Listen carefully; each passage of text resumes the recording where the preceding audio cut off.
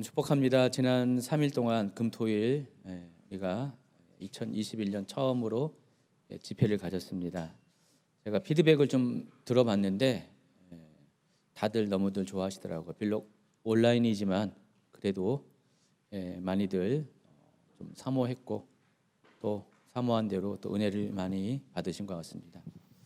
그래서 현재 계획은 한 4월 전후로 해가지고 한 번 더 집회를 열 생각을 하고 있습니다.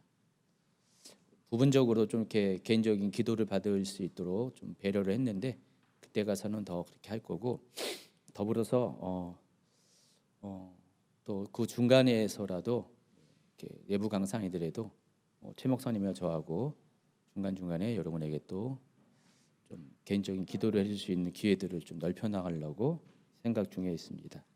왜냐하면 이게 온라인으로 하고 모이지 못하니까 우리 성도님 중에 그런 어떤 목마름도 많고 답답함도 많습니다. 그럴 때 기도 사역이 상당히 필요한데 그것도 그동안 못 해왔는데 이제 지혜롭게 그 부분도 최선을 다해서 해볼 생각을 했습니다. 이번 집회를 통해서 계기가 돼서 그렇게 지혜롭게 한번 해보도록 하겠습니다. 자, 오늘은 창세기 네 번째 시간입니다. 창세기 강의 네 번째 시간이고 창세기 3장부터 5장까지 세 개의 챕터를 다뤄드리겠습니다. 제2의 기원과 인간의 타락, 그리고 가인과 아벨, 이런 주제로 말씀을 나누는데 요즘 창세기 큐티를 하면서 분량들이 좀 많아졌어요. 짧게 안 끊고 좀 분량들이 10절 이상씩 끊다 보니까 큐티 진도가 너무 빨라요. 제가 강의를 준비하는 이 속도가 못 따라갑니다.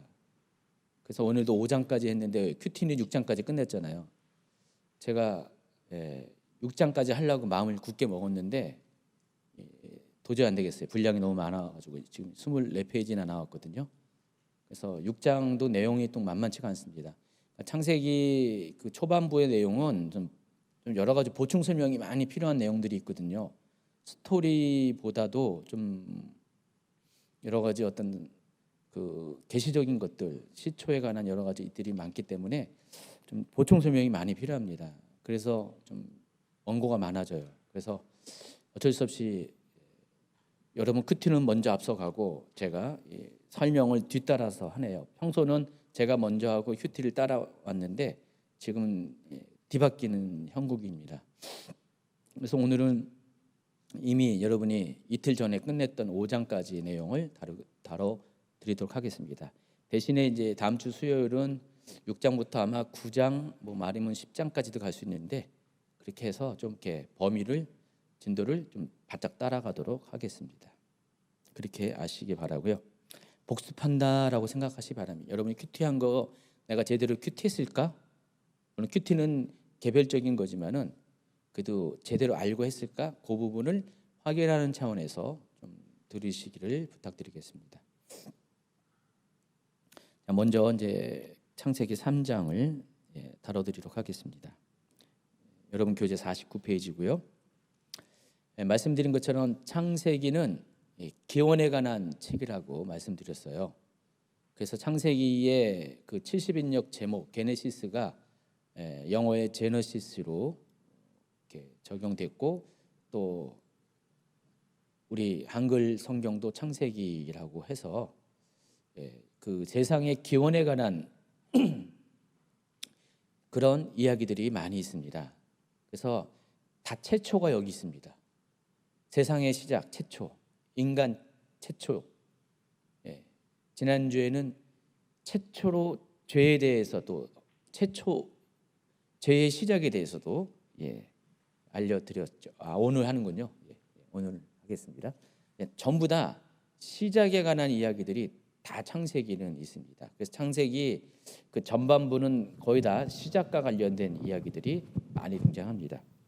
그래서 창세기는 기원에 관한 책이라는 설명을 해드렸고요. 그래서 그런 의미에서 3장에도 역시 또 한 가지의 기원에 관한 이야기가 나오는데 바로 죄가 어떻게 시작됐는가, 죄의 기원에 대한 소개가 나와 있습니다. 여러분 세상 가운데 죄가 어떻게 들어오는지도 알아야 되죠. 그것을 알면은 죄에 대해서 우리가 어떻게 대처할 수 있는가에 대한 해답도 얻을 수가 있습니다. 원인을 알면은 결과를 알 수가 있기 때문에. 자, 이 죄는 유혹으로부터 시작합니다. 그러니까 모든 죄는 유혹으로부터 시작된다는 사실을 아시기 바랍니다. 그래서 인간에 대한 사탄의 유혹으로부터 죄가 시작되었어요. 만약에 최초의 인간인 아담이 이것을 알았다면은 막아섰겠죠. 허용 안 했겠죠. 그러면 이 세상은 죄가 없었겠죠. 그런 원리라는 것입니다. 지금 여러분의 삶에 적용하면은 여러분도 똑같아요. 여러분 삶 가운데 비록 원죄는 아니지만은 자범죄가 계속해서 여러분을 공격해 오는데 이것이 사탄으로부터 시작한다는 것을 안다면은 여러분이 조심하고 막았으면 죄를 안 짓게 되죠. 그래서 창세기는 그 원리적인 면을 여러분에게 가르쳐 줍니다. 그래서 최초의 죄가 세상에 들어온 시작은 인간에 대한 사탄의 유혹으로부터 시작된다는 것 아시기 바랍니다. 그 결과 인간은 하나님 말씀을 불신했고요. 또 하나님 말씀에 대해서 불순종한 길을 걸었고 이것이 죄의 형상으로 결과로 열매로 우리에게 나타나게 됐습니다. 그리고 죄의 결과 인간은 형벌을 당하게 됩니다. 3장은 그에 관한 이야기들 전 과정을 어떻게 죄가 들어오고 어떻게 진행됐고 어떻게 죄의 결과 형벌을 받게 됐는가 이 전 과정을 소개하고 있습니다. 창세기 3장 1절부터 7절까지 읽어주시기 바랍니다. 그런데 뱀은 여호와 하나님이 지으신 들짐승 중에 가장 강교하니라. 뱀이 여자에게 물어 이르되 하나님이 참으로 너희에게 동산 모든 나무의 열매를 먹지 말라 하시더냐. 여자가 뱀에게 말하되 동산 나무의 열매를 우리가 먹을 수 있으나 동산 중앙에 있는 나무의 열매는 하나님의 말씀에 너희는 먹지도 말고 만지지도 말라 너희가 죽을까 하노라 하셨느니라. 뱀이 여자에게 이르되 너희가 결코 죽지 아니하리라. 너희가 그것을 먹는 날에는 너희 눈이 밝아져 하나님과 같이 되어 선악을 알 줄 하나님이 아심이니라. 여자가 그 나무를 본즉 먹음직도 하고 보암직도 하고 지혜롭게 할 만큼 탐스럽기도 한 나무인지라. 여자가 그 열매를 따먹고 자기와 함께 있는 남편에게도 주매 그도 먹은지라. 이에 그들의 눈이 밝아져 자기들이 벗은 줄을 알고 아이고 부끄러워. 무화과나무 잎을 엮어 치마로 삼았더라. 역시 뱀처럼 나레이션을 하시네. 어제 그 동물의 왕국 비슷한 거 더빙하고 오셨다는데 뱀도 나왔나요? 예, 나중에 나옵니까? 여러분 여기에 보면은 이제 뱀이 등장하는데 말씀드린 것처럼 인간이 타락하게 된 시작은 사탄의 유혹으로부터 시작했다 그랬습니다. 그런데 여러분 사탄이 언제 타락했을까요? 그래서 여러분 사탄의 타락 시기를 알려면은 성경에 나오는 두 가지 태초라는 단어를 좀 아셔야 됩니다. 창세기에 나오는 태초, 이 베레시트라는 것은요, 이 세상의 시작을 가리킵니다. 그러니까 이 세상이 시작한 그 태초. 근데 하나님은 이 세상이 있기 전에 계셨죠. 그래서 요한복음에도 태초에 말씀이 계시니라 할 때 이 태초는 창세기에 나오는 이 베레시트랑은 다른 태초입니다. 그러니까 그 이전의 태초를 말하는 거예요. 그러니까 하나님이 언제부터 존재하시는 우리는 몰라요. 영원 전부터 존재했어요. 바로 그 하나님이 존재했던 그 영원 전부터의 그 시간, 그 시간의 첫 번째 태초. 그걸 엔 아르케 헬라어로 이렇게 말합니다. 그래서 여러분 도표를 보시면은요, 요한복음에 나오는 엔 아르케라는 단어와 창세기에 나오는 이 베레시트라는 단어가 시간 개념에 보면은 요한복음의 태초가 앞에 있고 창세기의 태초가 뒤에 있습니다. 그래서 사탄은 언제 타락했냐? 이 세상이 창조되기 전에 타락했어요. 그러니까 두 개의 태초 사이에 어느 시간대에 사탄이 타락했다는 것입니다. 그래서 사탄이 먼저 타락하고 타락한 사탄에 의해서 인간이 유혹을 받아서 죄가 들어오고 타락을 했다는 것입니다. 그래서 이 사탄은 원래 이 세상이 창조하기 전에 있었던 존재이기 때문에 원래 사탄은 뱀이 아닙니다. 아시겠죠? 창세기 3장은 사탄을 뱀으로 묘사를 했는데 원래 사탄은 뱀이 아니에요. 뱀이 아니고 영적인 존재입니다. 원래 사탄의 기원이 뭐죠? 천사잖아요. 천사예요. 그래서 영적인 존재였었어요. 그래서 육을 갖고 있지 않았습니다. 사탄은. 그렇죠? 지금도 마찬가지예요. 사탄은 육을 갖고 있는 존재가 아닙니다. 영적인 존재예요. 근데 이 세상이 창조하면서 사탄이 이 세상 가운데 등장할 때 육의 모습으로 형상화시켜서, 그러니까 사람이 볼 수 있는 형상화시킨, 적어도 에덴 동산에서, 전제가 에덴 동산입니다. 에덴 동산에서 육의 몸으로 자신을 형상화시켜서 나타난 게 바로 뱀의 모습이라는 것입니다. 자, 이해하시겠죠? 그러니까 뱀이라는 동물은 따로 있고 사탄은 그 뱀의 형상으로 세상 가운데 자신의 모습을 드러냈다는 것입니다. 그래서 계시록 12장 9절은 이 뱀이 마귀라는 것, 사탄이라는 것을 명확하게 설명을 합니다. 계시록 12장 9절. 큰 용이 내쫓기니 옛뱀 곧 마귀라고도 하고 사탄이라고도 하며 온 천하를 꿰는 자라. 그가 땅으로 내쫓기니 그의 사자들도 그와 함께 내쫓기니라. 그래서 이 사탄은 인류의 시작부터 뱀의 모습으로 형상화돼서 나타났고요. 또 인류의 마지막인 계시록에는 옛뱀으로서 용의 모습으로 형상화시켜서 나타납니다. 물론 계시록에서 얘기한 그 큰 용은 어떤 그 세상 가운데 창세기 때 드러났던 그런 뱀으로 드러난 사탄의 형상화된 것보다는 그 환상 가운데, 일종의 환상 가운데 그 사도 요한이 본 그런 모습으로 나타나게 될 겁니다. 그래서 사탄은 처음부터 끝까지 다 뭐예요? 인간을 유혹하는 자, 미혹하는 자로 창세기부터 계시록까지 인간과의 관계 속에서 그런 존재도 드러나게 됩니다. 사탄의 뜻이 뭐냐면은 대적자예요. 대적자, 고소자. 그래서 마귀라고도 부르는데 이 마귀에 해당하는 헬라어 단어가 디아블로인데 이 디아블로는 히브리어 사탄과 뜻이 같아요. 히브리어 사탄을 헬라어로 번역한 게 디아블로입니다. 그래서 여러분 디몬하고는 또 다릅니다. 디몬은 귀신을 말하는 거예요. 사탄과 마귀는 언어적인 차이가 있을 뿐이지 똑같아요. 그래서 히브리어를 하는 사람은 사탄이라고 부르고 헬라어로 하는 사람은 마귀라고 부르는 거예요. 이해하시겠죠? 예. 자, 창세기 3장 1절은 뱀에 대해서 뭐라고 했습니까?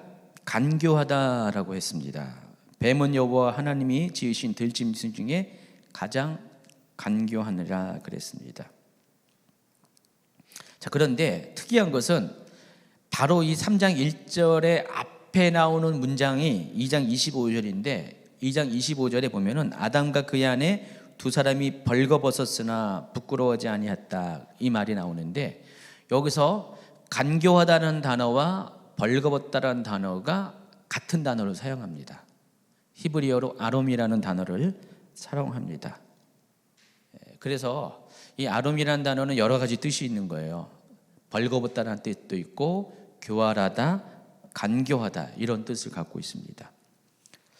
그래서 우리가 이것을 통해서 이게 일종의 언어 유희예요. 성경의 언어 유희인데 이것을 통해서 알 수 있는 게 있어요. 인간이 벌거벗었다는 것, 아롬의 상태에 있다는 것은 원래 수치스러운 거 맞아요. 그거 아세요? 인간은 원래 벌거벗었다는, 에덴 동산에 있는 것 자체, 벌거벗은 상태에 있는 것은 수치가 많습니다. 그런데 죄가 들어오기 전에는 그것이 수치가 수치인지 몰랐어요. 그 수치의 개념이 아직 성립되지 않았어요. 이 수치라는 개념은 후대의 개념이에요. 죄가 들어온 이후의 개념이고, 죄가 들어오기 이전에는 벌거벗었으나 부끄러워하지 않았다 그랬어요. 수치를 느끼지 않았다는 것입니다. 그런데 현실은 뭐예요? 수치였어요. 왜냐하면 벌거벗은 아롬의 상태였기 때문에. 그래서 원래 하나님은 인간이 벌거벗은 상태로 있는 것에 대해서 아무런 문제 제기를 하지 않았어요. 인간 또한 이것을 수치로 느끼지 않았기 때문에 문제 제기를 안 했어요. 근데 물론 하나님은 벌거벗은 것과 옷을 입은 것의 차이를 알고 계세요. 근데 인간은, 최초의 인간은, 죄가 들어오기 전에 인간은 그 차이를 몰랐어요. 아무런 문제가 없이 잘 살았어요. 오직 하나님만이 그 사실을 알았다는 것입니다. 벌거벗음과 옷 입음의 차이를, 수치에 있고 없음의 차이를 오직 하나님만이 아셨다는 것입니다. 자, 그런데 선악과를 따 먹게 되면은 그때부터는 어떻게 되냐? 그 벌거벗은 것에 대해서 분별이 생기는 거예요. 그것이 수치인지 아닌지를, 아롬을 분별할 수 있는 그런 상태로 바뀐다는 것입니다. 하나님이 왜 선악과를 따먹지 말라고 했냐? 그것을 여기와 연관해서 이야기하면은, 선악과를 따게 되면은 여기 보면은 하나님과 같이 대해서 선악을 분별할 줄 알게 됐다라고 말을 하는데, 이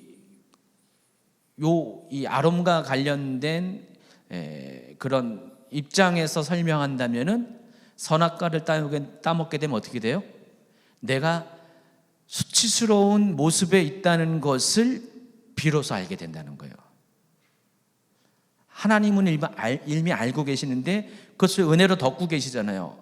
문제라고 얘기하지 않고 있는데, 선악과를 따먹게 되면은 인간은 비로소 그것이 문제였다는 것을, 수치였다는 것을 인식을 하게 된다는 것입니다. 그럼 어떻게 돼요? 수치에 대해서 반응을 할 수밖에 없잖아요.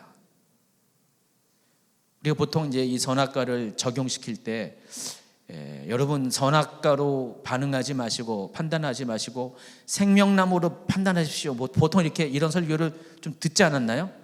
동산 중앙에 있는 두 종류의 나무, 선악을 알게 하는 나무와 이 생명나무를 이게 비교하면서 이제 목사님들이 보통 그러잖아요. 우리가 선악과를 먹고 반응해야 되냐, 생명나무로 반응하냐, 이 두 가지를 이렇게 길을 제시할 때, 그래서 선악과를 먹으면 인간은 어때요? 분별을 하고 판단을 하고 정죄를 한다. 그러나 생명나무는 하나님의 은혜로 반응하는 것이, 생명으로 반응하는 것이 생명나무다. 이렇게 많이 비교하잖아요. 처음 들어보세요? 처음 들어보는 거였구나. 근데 맞아요, 그게.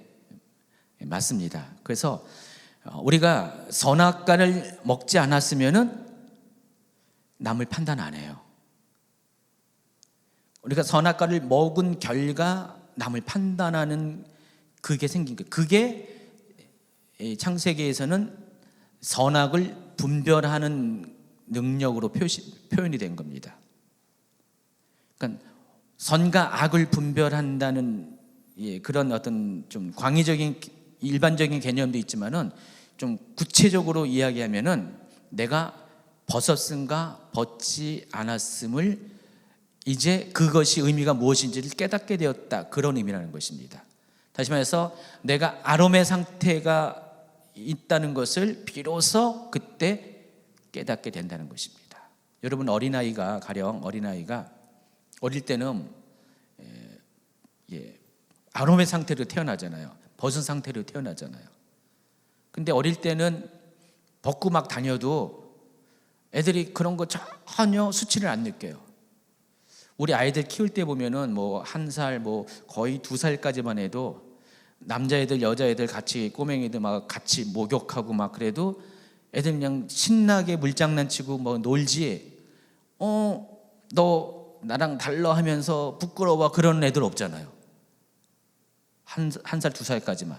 근데 조금 나이가 더 들면은 어린이집에 갈 정도가 나오면은 그때부터 애들이 이상하게 반응해요. 그렇죠? 가르쳐 주지 않았는데도 막 좀 벗은 거에 대해서 부끄러워해요. 그래서 유치원 정도 들어가면은 절대로 안 벗죠. 요즘 애들은 더 빨라지잖아요. 그래서 마치 그 에덴 동산에 아직 죄를 짓기 전에 아담과 하와는 아직 1~2살밖에 안 된 어린 그 영아의 모습처럼 벗은 거에 대한 수치에 대한 개념이 자체가 없었어요. 이게 선악을 알지 못했다는 것입니다. 하나님은 원래 우리 인류가 그렇게 살기를 원했어요. 그래서 어느 누구의 수치도 바라보지 않고 자기 자신의 수치도 부끄러워하지 아니하는 그런 삶을 살기를 원했어요.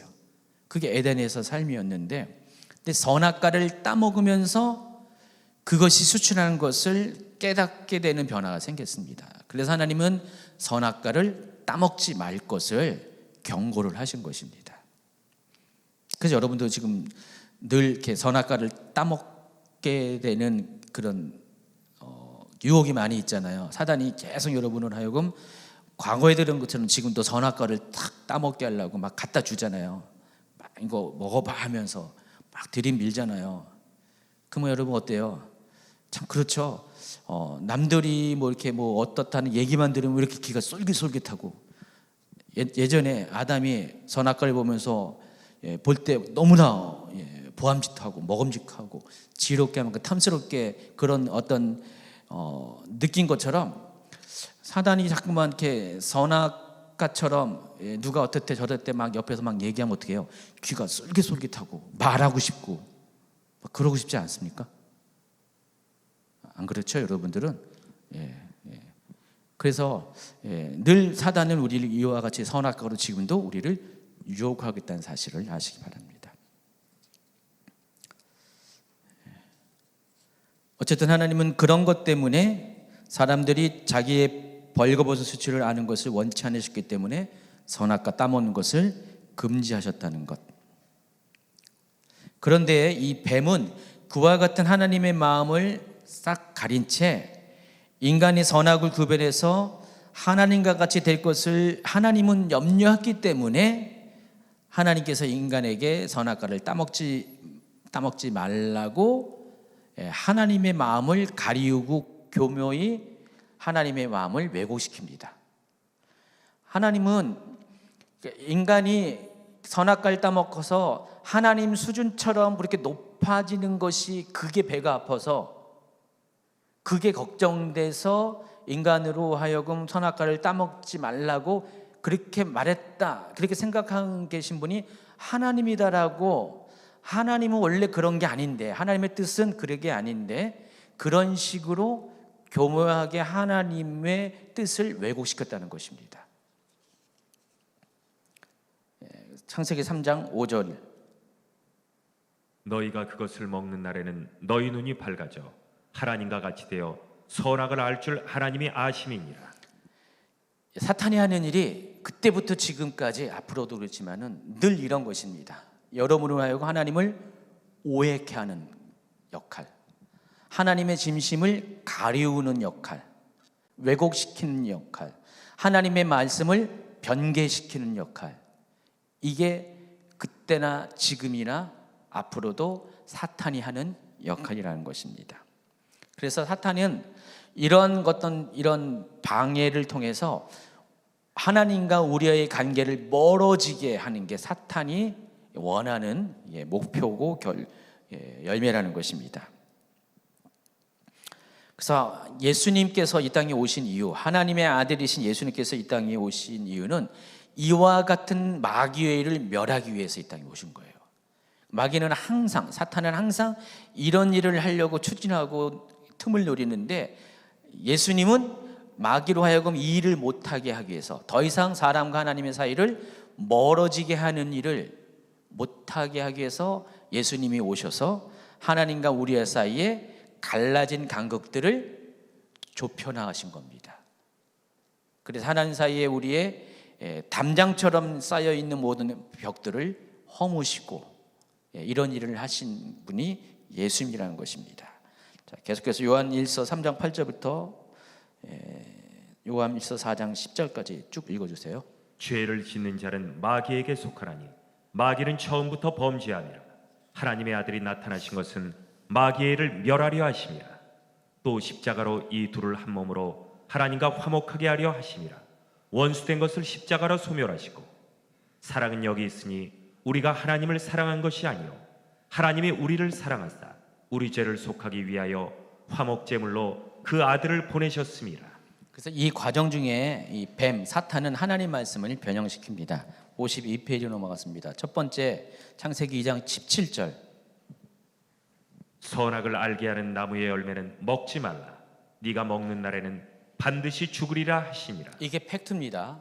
하나님은 이렇게 말씀하셨어요. 선하게 알게 하는 나무는 먹지 말라. 그 이유가 먹는 날에는 반드시 기필코 정령 죽기 때문에. 그래서 하나님은 먹지 말라고 했는데, 인간은 어떻게 했을까요? 인간, 특히 여자는 어떻게 했을까요? 3장 2절 3절. 여자가 뱀에게 말하되 동산나무의 열매를 우리가 먹을 수 있으나 동산 중앙에 있는 나무의 열매는 하나님의 말씀에 너희는 먹지도 말고 만지지도 말라. 너희가 죽을까 하노라 하셨느니라. 하나님은 정령 죽으리라고, 반드시 죽으라고 했는데, 죽을 것이라고 했는데, 여자는 죽을까 하노라. 죽을 수도 있고 안 죽을 수도 있다. 그런 식으로 하나님의 말씀을 그 강도를 약화시켰죠. 여러분, 사탄이 여러분을 공격하는 방법은 아주 쉽습니다. 틈만 있으면 돼요. 100% 중에서 99%는 완벽하게 방어가 되는데 1%의 틈만 있으면 사탄은 능히 들어올 수가 있습니다. 1%가 아니도 0.00001%, 100%가 아닌 조금이라도 정말 미세한 틈이 있으면 사탄은 들어옵니다. 여러분, 뚝이 있습니다. 완벽하게 메워져야지 물이 넘치지 않죠. 근데 실금이라도 거기 있으면 어떻게 해요? 반드시 뚝은 무너질 수밖에 없어요. 그런 것처럼 100%가 아닌 아주 미세한 것이라도 틈만 있으면 사탄은 비집고 들어오게 됩니다. 자, 이 여자는 사탄에게 그 빌미를 제공했고, 사탄은 그것을 지렛대로 삼아가지고요. 지렛대 아시죠? 힘이 크게 필요한데 자기 힘은 약하니까 지렛대를 대고 하면은 힘이 몇 배가 되잖아요. 그래서 능히 무거운 것도 이를 처리할 수 있는 게 지렛대 원리입니다.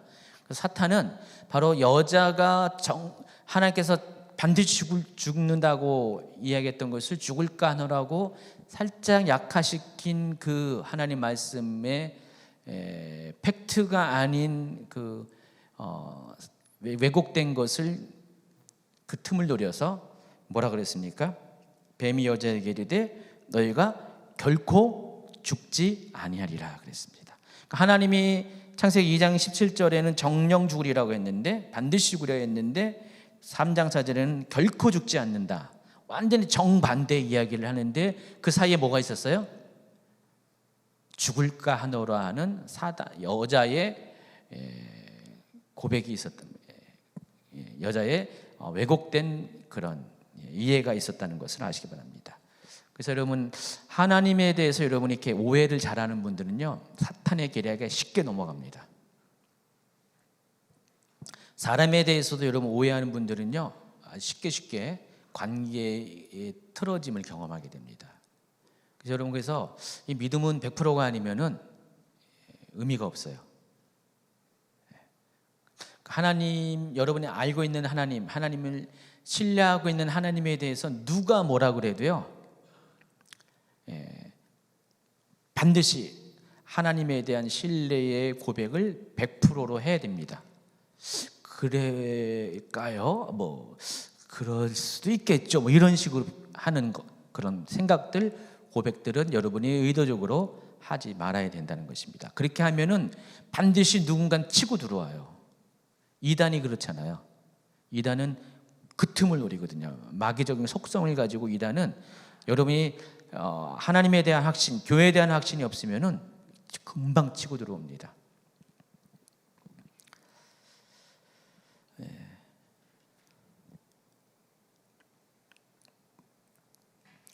그래서 그와 같은 변개되고 왜곡된 시선을 가지고 선악과를 바라보게 될 때 선악과가 늘상 보았던 선악과가 달라 보여요. 그러니까 여자의 입장에서 그냥 선악과는 하나님이 이거 따먹으면 반드시 죽을 거야라고 할 때는 선악과를 그렇게 생각하고 있었고 그렇게 생각하고 있었기 때문에 선악과에 대해서 그다지 다른 생각이 전혀 없었어요. 근데 사탄이 이런 식으로 하나님 말씀을 왜곡시키고 변개시키는 과정을 통과하고 나니까 어떻게 해요? 선악과에 대한 생각이 확 바뀌어 버립니다. 죄도 그래요. 여러분 어떤 것이 이거 나쁜 것이라고 알고 있었는데 누군가가 옆에서 이렇게 교묘하게 이것이 나쁜 것이 아닐 수도 있다라고 조금씩 틈을 만들어 버리고 결정적으로 사탄이 그건 나쁜 것 아니야라고 딱 못을 박아 버리고 나면은 여러분은 전에는 감히 그것을 그 죄를 짓지 않으려고 아주 확실하게 무장이 되어 있는데 이제는 너무 쉽게 그것을 허용하는 쪽으로 바뀝니다. 예전에 이제 이렇게 술 먹고 담배 피는 막 이런 그런 것 때문에 사람들이 많이 질문을 해와요. 질문을 해가지고 목사님 성경에 보면은 술 취하지 말라고 했는데 술 먹지 말라는 소리 없지 않았습니까? 하면서 막 그래요. 목사님 성경에는 담배 얘기 꺼내지도 않았는데 왜 교회에서 담배 못 피게 해요? 그런 분들이 있어요, 진짜로. 그럴 때는 무슨 성경을 무슨 문자적인 것을 이렇게 너무 이렇게 자기는 문자적인 것을 믿겠다고 이렇게 그럴 때만 다짐하는지 모르겠어요. 그때 목사님들이 어떻게 대답을 할까요? 뭐 하긴 그렇죠 하면서 대답을 거기에 맞춰서 인간적인 생각에 맞춰서 막 이렇게 중간의 입장, 얼버무리는 입장 이런 식의 해보면요 틀림없이 그 사람은요 목사님이 이렇게 말씀하셨대 해가지고 나중에 어디 가면은 목사님 핑계 대고 술 먹어요. 그런 일들이 진짜로 있었더라고요. 그래서 아주 명확하고 확실하고 단호하게 그 부분에 대해서 아닌 것을 아닌 것이라고 딱 이야기를 해줘야 돼요. 그러면 틈이 없어요. 더 이상 재론의 여지가 없고 속으로 좀 여전히 답답하고 안 받을지 몰라도 그렇게 방어벽을 딱 해놓으면은 성도들은 거기에 접근하지 않습니다. 그러니까 성도들은 의외로 겁이 많아요. 그거 아세요? 여러분 얘기하는 겁니다. 겁이 많아가지고 하나님의 말씀을 정말 잘 지키려고 하기도 하고요. 또 겁이 많아가지고 또 하나님 말씀을 쉽게 또 깨트려 먹기도 하고 그래요. 그래서 어릴수록 신앙이 어릴수록 이것에 대해서 선이 아주 분명해져야 돼요. 그런데 이것이 선이 분명해지지 않으면은 마귀는 쉽게 선을 넘어버리게 합니다. 여러분, 선을 넘다 그게 죄예요. 헬라어로 선을 넘다가 죄입니다. 53페이지로 넘어갑니다. 그래서 결론적으로 하나님께서 죄로 여기신 것이 무엇인지를 정확하게 알아야 됩니다. 첫사람 아담과 여자의 죄에 대해서 사람들은 보통 선악과를 따먹은 행동에 대해서 죄를 물어요. 선악과를 따먹지 않았으면 됐지 왜 따먹어가지고 왜 죄를 졌냐. 생각만 하면 됐지. 먹음직하고 보암직하고 지혜롭게 하면 탐스럽게끔 그 생각만 하면 됐지. 거기까지 하면 되지 왜 따먹었어 하면서 따먹지만 않았으면은 세상이 이렇게 되지 않았는데 참지 그래 라고 하는 경우가 좀 있어요. 그래서 보통 어떤 행동의 결과가 열매로 드러나게 되면 그것을 죄라고 하는 경우가 많이 있어요. 근데 하나님 입장에서는 그것은 죄의 한 단편입니다. 겉으로 드러난 죄이지 실은 그 안에 더 큰 분량의 죄가 숨어 있어요. 감춰진 죄가 있습니다. 여러분 빙산을 보면은 우리가 보통 빙산의 일각이라고 하잖아요. 한 조각이라고 하는데 빙산의 95%는 물속에 잠겨 있습니다. 오직 5%만 물 위에 띄어 있어요. 정말 20분의 1밖에 안 되는 작은 것만 드러나 있지 나머지 대부분 거의 대부분 19%는 숨겨져 있습니다. 우리의 내면도 비슷하게 빙산처럼 그렇죠. 근데 죄도 마찬가지입니다. 겉으로 우리 가운데 드러나는 죄는 일부분에 불과하고 더 중요한 것, 근원적인 죄, 뿌리부터 있는 죄, 그게 중요한 겁니다. 그래서 항상 하나님은 사람을 이렇게 보실 때 또 사람에 있는 죄를 판단하실 때, 분별하실 때도 항상 겉으로 드러나는 그것만 보시는 게 아니라 항상 속에 있는 그 겉으로 드러나는 행동을 유발하게 하는 내면적인 죄, 동기를 부여하는 죄, 백그라운드가 되는 죄를 보세요. 여러분 마태복음 5장 21절 이하에 나오는 예수님의 그런 6가지 옛 계명과 모세에게 옛사람에게 가르치는 계명과 새로 그것을 새롭게 해석하신 예수님의 그 관점을 보면은 다 그런 얘기잖아요. 어떤 율법에서는 행동으로 열매로 저지른 그 죄를 절 때 그것을 죄라고 하지만은 예수님은 어떻게 해요? 살인하지 않아도 미워하는 것만 있으면 죄예요. 간음하지 않아도 음욕을 품은 것만 있어도 죄입니다. 이게 빙산의 나머지 부분이라는 것입니다. 여기도 마찬가지입니다. 선악과를 따먹은 행동은 우리에게 징계를 가져오는 형벌을 가져오는 어떤 그 수류탄 같으면은 이거 안전핀을 제거한 거는 맞아요. 그런데 안전핀보다 더 중요한 게 뭐예요? 그 수류탄 자체잖아요. 그게 폭발력이 있는 거잖아요. 그래서 하나님은 죄에 대해서 보실 때 선악과를 따먹은 행동 이전에 그 안에 내재된 죄를 지금 지적하십니다. 그게 뭐냐? 바로 아까 이야기했던 그 인간이 원래 벌거벗었는데 하나님은 그것을 수치인 것을 아시면서도 하나님은 수치라고 말하지 않으셨어요. 여러분이 죄가 있음에도 불구하고 하나님은 그걸 죄라고 말씀하시지 않았는데 하나님도 말씀하시지 않은 그것을 우리 인간 스스로가 수치라고 생각하고 벌거벗은 것을 부끄러움으로 생각하고 있다는 그 사실, 그것을 하나님은 죄라고 하신 것입니다. 이것은 뭐와 또 연관되냐면은 하나님이 우리를 인정해 주시고 용서해 주고 용납하는데 그런 하나님을 우리가 인정하지 않고 신뢰하지 않고 받아들이지 않은 결과가 하나님은 우리 은혜로 덮으는데 그 하나님의 은혜를 우리가 거부하는 것이 우리가 스스로 수치를 느끼는 것과 똑같은 거예요.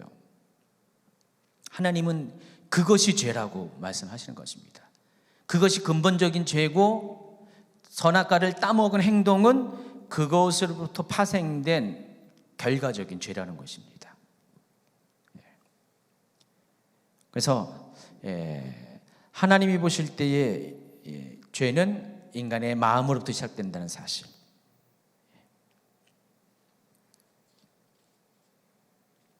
그래서 죄는 우리의 행동 이전에 하나님과의 관계로부터 시작되는 것을 알아야 합니다. 하나님께서는 선악과를 따먹은 행동 이전에 하나님을 불신하고 하나님을 신뢰하지 못해서 불순종으로 반응한 것을 전체적으로 죄라고 말씀하십니다. 54페이지로 넘어갑니다. 자, 죄가 들어온 후 하나님과 인간과의 관계가 마치 BC와 AD가 나눠지는 것처럼, 지금 코로나 이전과 코로나 이후가 나눠지는 것처럼 선악과를 중심으로 따먹기 전과 따먹은 후에 세상이 바뀌어버립니다. 이것은 결코 되돌릴 수 없는 세상으로 바뀝니다.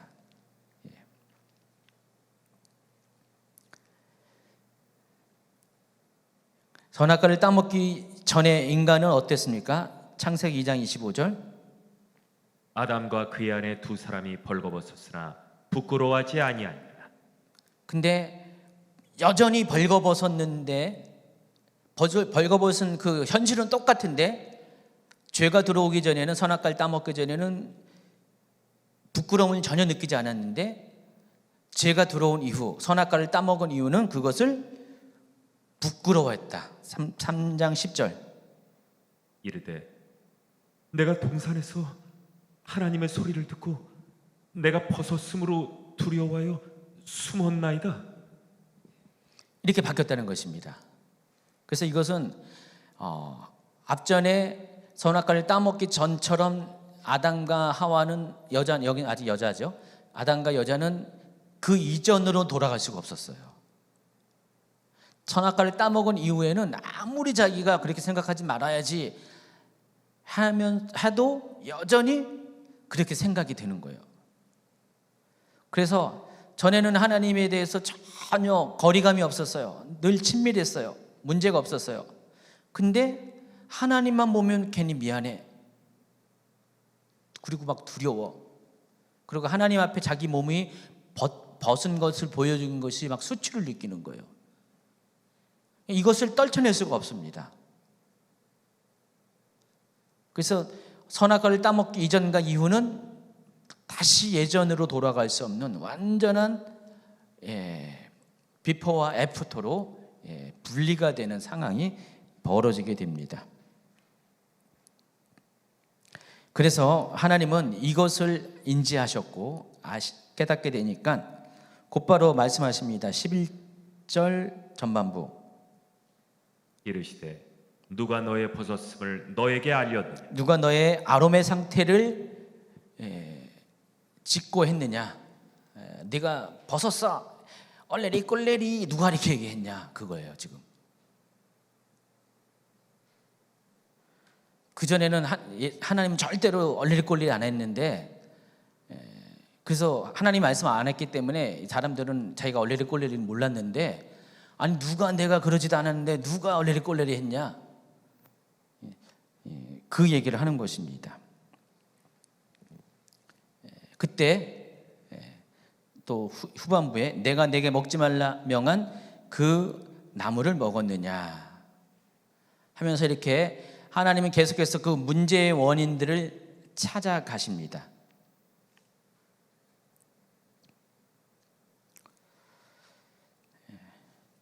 자, 타락의 결과, 하나님에 대한 인간의 불신과 불순종의 행동으로 죄가 세상에 들어온 이후에 많은 것들이 변화가 생깁니다. 근데 그것을 한마디로 정리해서, 한 가지로 정리해서 설명하면은, 하나님이 놓으신, 그동안 만들어 놓으신 세상의 질서가 이것도 비포 애프터로 나눠지게 됩니다. 전에는 하나님께서 정말 조화로운 세상으로 만드셨어요. 인간 창조, 세상 창조를 아주 조화롭게 하셨다는 겁니다. 그래서 모든 것이 잘 질서대로 만드셨고, 그래서 보시기에 좋았더라 하신 거거든요. 그리고 그 정점에 인간을 창조하고 보시기에 심히 좋았더라. 그래서 정리된 상태가 죄를 짓기 전에 세상의 모습이에요. 전에는 어땠어요? 혼돈하고 공허했던 무질서의 세상, 카오스의 세상에서 이제는 카타로스의 세상으로 바꿔버린 거예요. 너무 좋은 거예요, 하나님이. 그랬는데 이게 인간의 죄로 인해서 질서가 깨져서 다시 카오스의 상황으로, 창세기 1장 2절의 상황으로 다시 돌아가게 됩니다. 혼돈하고 공허한 무질서의 세상으로 다시 돌아가게 됩니다. 그래서 그 혼돈하고 공허한 세상이, 말하면, 한마디로 말하면 질서가 깨어진 세상, 하나님이 만드신 질서와 조화가 깨어진 세상이 바로 그런 세상이고, 그것이 바로 타락의 결과, 죄의 결과다. 그래서 제일 먼저 하나님과 인간과의 관계, 표를 보시면은, 그림 보시면은 대신 관계가 깨어져 있습니다. 그리고 자연과의 관계, 나와 인간과 자연과의 관계, 또 이웃과의 관계, 또 나와 내 자아의 관계, 이 네 가지의, 나를 둘러싼 네 가지의 관계들이 전부 다 깨었어요. 뭐 때문에요? 죄 때문에 깨졌습니다. 그래서 전에는 하나님과 전혀 두려워하는 사이가 아니었는데, 죄가 들어온 다음에는 하나님을 두려워하는 존재로 바뀌었고요. 전에는 뼈 중에 뼈, 살 중에 살하고 극찬했던 아담이 저 여자 때문에 그랬어요 라고 죄를 전가하는 모습을 보입니다. 창세기 3장 12, 13절. 아담이 이르되 하나님이 주셔서 나와 함께 있게 하신 여자, 그가 그 나무 열매를 내게 주므로 내가 먹었나이다. 여호와 하나님이 여자에게 이르시되 네가 어찌하여 이렇게 하였느냐. 여자가 이르되 뱀이 나를 꿰므로 내가 먹었나이다. 1차전과 2차전과, 실은 문제의 원인을 자기로도 생각해야 되는데 계속해서 남에게 남 탓을 합니다. 그리고 18, 19절에는 이제는 자연과의 관계도 깨어져서, 전에는 이 에덴 동산의 땅이 어때요? 좋은 땅이었고요. 그리고 인간을 유익하게 하는 땅이었는데 이제는 인간을 고단하게 하는 땅으로 바뀝니다. 전에는 없었던 가시덤불과 엉겅퀴가 생겼고요. 그리고 결국은 흙에서 취함을 받은 그대로 흙으로 돌아가는 그 징벌이 정해지게 됩니다. 그래서 이 모든 관계의 파괴의 원인은 인간의 타락이고 죄로 인한 심판의 결과라는 것을 아시기 바랍니다. 자, 이윽고 하나님께서 원인을 제공하고 행동으로 참여한 정도에 따라서 죄를 저은 당사자들을 뱀, 여자, 아담의 순서로 심판을 하십니다. 그래서 이것은 죄의 출발 순서와 똑같아요. 죄의 시작점이 뱀으로부터 시작해서 여자를 거쳐서 아담에게로 갔죠. 그리고 이것은 또 동시에 그 죄의 강도의 순서도 똑같아요. 가장 심한 죄가 뱀의 죄고, 그리고 다음이 여자, 그리고 세 번째가 아담의 순서로 이렇게 됩니다. 그래서 뱀에 대한 심판이 어떤 건지 볼까요? 이 말씀만 드린 것처럼 뱀은 사탄이 피조된 세상 가운데 자신을 드러낸, 형상화시킨 그런 모습이에요. 뱀의 모습으로 사탄이 왔습니다. 자, 그렇지만은 뱀 자체는 또한 피조물이기도 합니다. 그렇죠? 그래서 우리가 여기 뱀에 대한 징계를 보면은 두 가지 차원에서 여러분이 징계를 이해해야 돼요. 혼돈시키면 안 돼요. 왜냐면 뱀 자체에 대한 징계가 있고요, 또 사탄에 대한 징계가 있어요. 그래서 여러분 이 문장, 이걸 볼 때 문자적인 것과 영적인 것으로 구분해서 여러분이 이해해야 된다는 것입니다. 그래서 문자적인 것은 뱀 자체에 대한 징벌이고요, 영적인 것은 뱀으로 형상한 그 백그라운드가 되는 사탄에 대한 징계라는 것으로 구분을 하셔야 된다는 것입니다.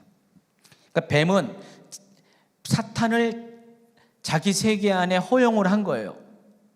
근데 여기 보니까 14절에 여호와 하나님이 뱀에게 이르시되 내가 이렇게 하였으니 내가 모든 각축과 둘의 모든 짐승보다 더욱 저주를 받아 배로 다니고 살아있는 동안 흙을 먹을지니라 그랬습니다. 자, 이 모습을 보면은 원래 최초의 뱀은 배로 안 다녔던 것 같아요. 그렇죠? 근데 이 징계의 결과로 뱀이 배로 다닌 거예요. 동물 중에서 배로 다니는 동물들이 있나요? 동물의 왕국 촬영을 했는데 보셨나요? 아직 뱀은 안 나타났어요. 근데 여기 보면은 분명 이전에 뱀은 배로 다닌 건 아닌 것 같았어요. 근데 지금은 뱀은 100% 배로 다니잖아요. 땅을 밟고. 여러분 이 이미지는 뭐예요? 굉장히 비천하고 또 사람들이 좀 이렇게 싫어하는 그런 이미지잖아요. 지금도 사람들이 뱀을 비롯해서 바닥에 이렇게 기어다니는 그런 것들 되게 싫어하잖아요. 뭐 지네, 지렁이도 기어다니네요. 그런 것들 되게 싫어하잖아요. 이미지 자체가 그런 거예요. 근데 그 이미지가 아마 이때부터 온 것 같아요.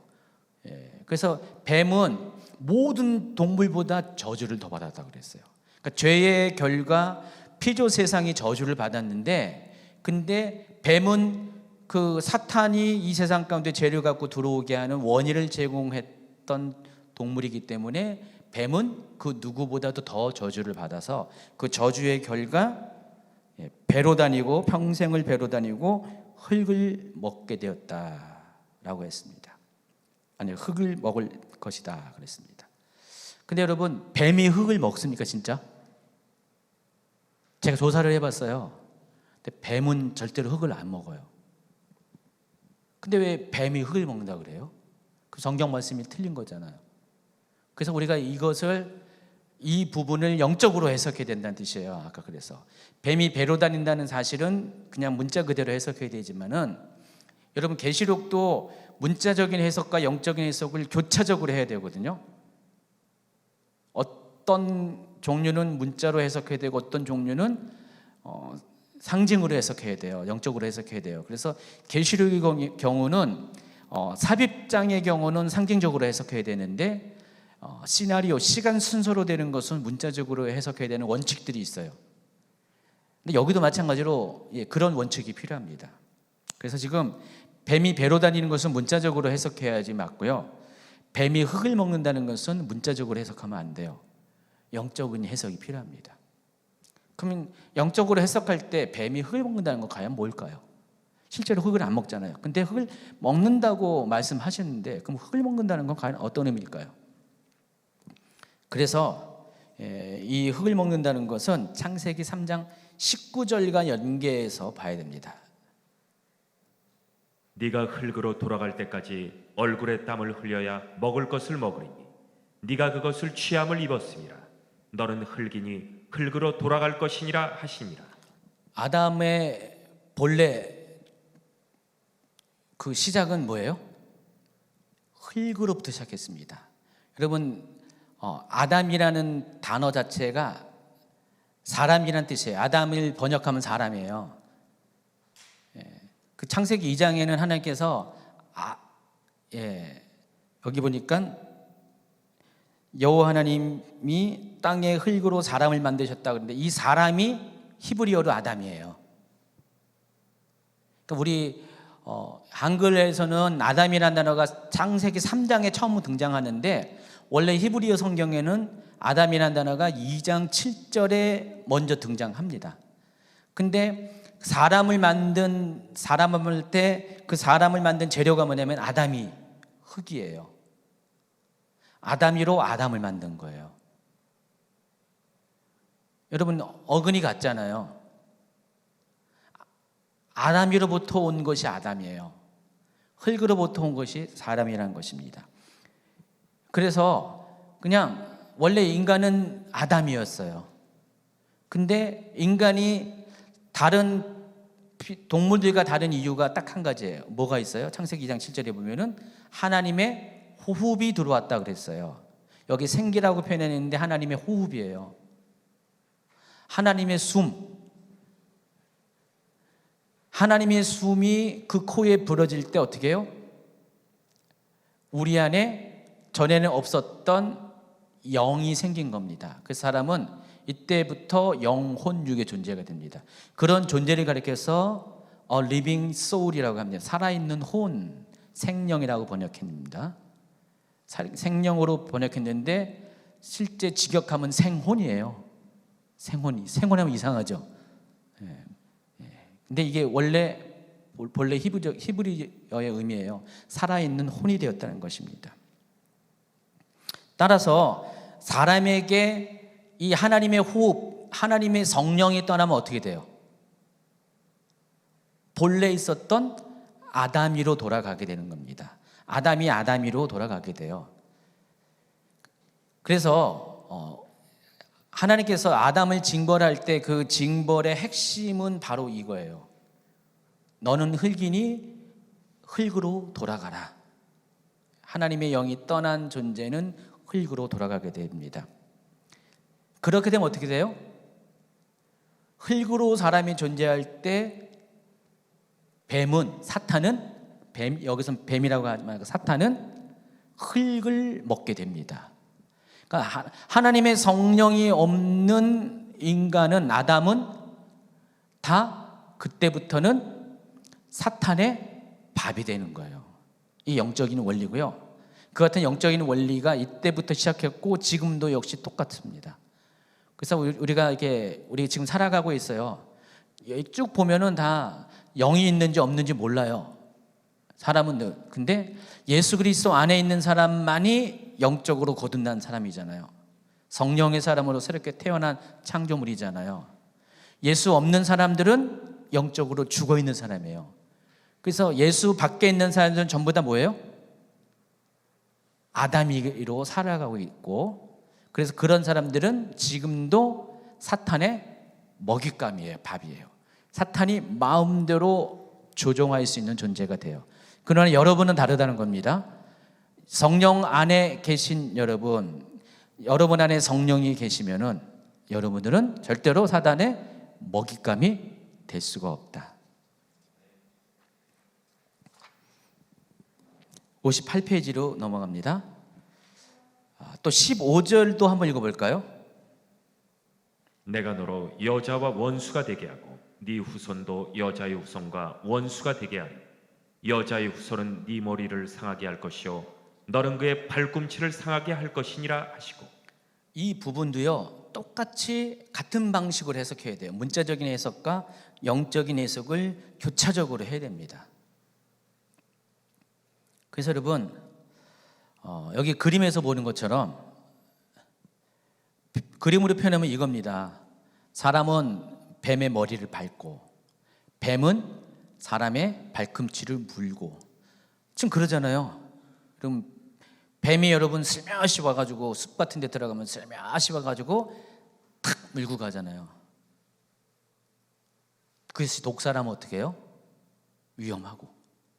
그래서 군인들은요, 군화를 신는데 뱀이 물어도 이빨이 안 들어가는 강도의 그런 가죽으로 된 신발을 신습니다. 군화를.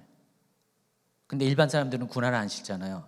그래서 숲에서 뱀을 만나면은 모르고 만나면 이렇게 확 깨물입니다. 물론 뱀이 여러분이 막 공격하는 게 아니라 위협을 당할 때 공격하죠. 근데 여러분 뱀을 잡을 때 어떻게 해요? 꼬리부터 잡으면 안 돼요. 머리부터 잡아야 돼요. 그렇죠?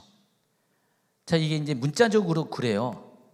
문자적으로 그런데 그것도 영적으로 또 해석을 해야 된다는 것입니다. 영적으로도요. 그래서 이 뱀은 뭐가 형상화된 거라고 했죠? 사탄이 형상화됐습니다. 그래서 사탄과 여자의 후손이 이때부터 서로 왼수지간이 된 거예요. 원수가 아니라 왼수. 하나님과 우리는 원수고 사탄과 우리는 왼수가 됐습니다. 더 심한 거죠. 왼수가 돼서, 아니 뭐 이렇게 국어 사전이 그렇다는 게 아니라 표현이 그렇다는 겁니다. 그래서 여자의 후손은 사탄의 머리를 부술 것이고 사탄은 여자의 후손의 발꿈치를 공격할 것이다. 이런 영적인 관계가 형성이 된다는 것입니다. 근데 여자의 후손이 과연 누굴 의미할까요? 여자의 후손?